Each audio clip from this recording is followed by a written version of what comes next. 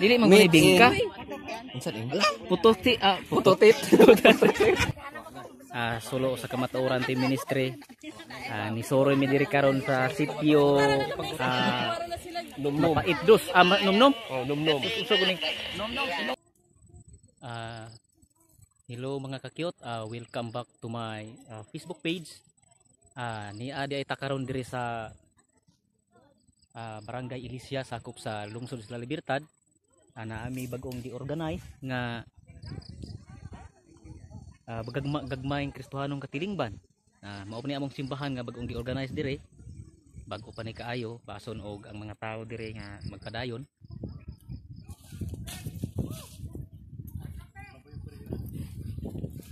Ya, yung napita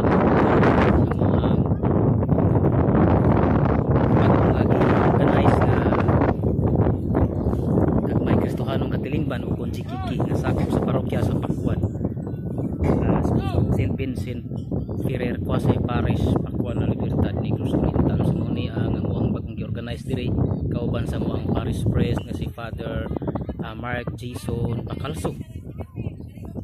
Kauban sa kuang mga miyembro sa sulo sa kamatuoran ti ministry. Kauban namo si Sir Jusil ang amuang presidente.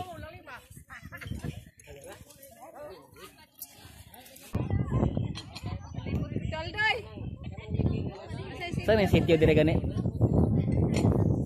Kuan man eh, sitio Mapaitdos man eh. Mapaitdos. Nata sa Mapaitdos di ay bagong gi-organize nga jikiki. Amo na among kauban Yan ang lapas na ni sa kuan, boundary kay ang malalot man eh. Okay. Ito balago na ni dapita. Pero ano nasakop ani nga kuan, ay ito na ng bago. Uy, ako man ni schoolmate na ako ni sa una. Bay, ay kita ko kapilari bay kay. Kani diri di ay mga kakyot amo ni ang kauban sa amo ang ministry. Sulo sa kamatuoran ti ministry. Ni Soroy mi diri karon sa sitio Mapaitdos. Numnom. Oh, numnom. Uso guni. Numnom.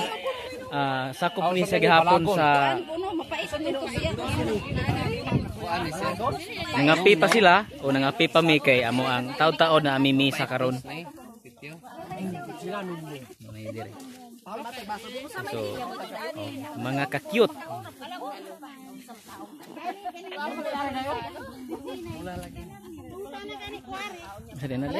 Bingka pula. Dili man guni bingka. Unsa din? Putotit. Putotit. Napay kape diha. Putotit na bay. Ito kan ba? Inaani ba nga kape ba?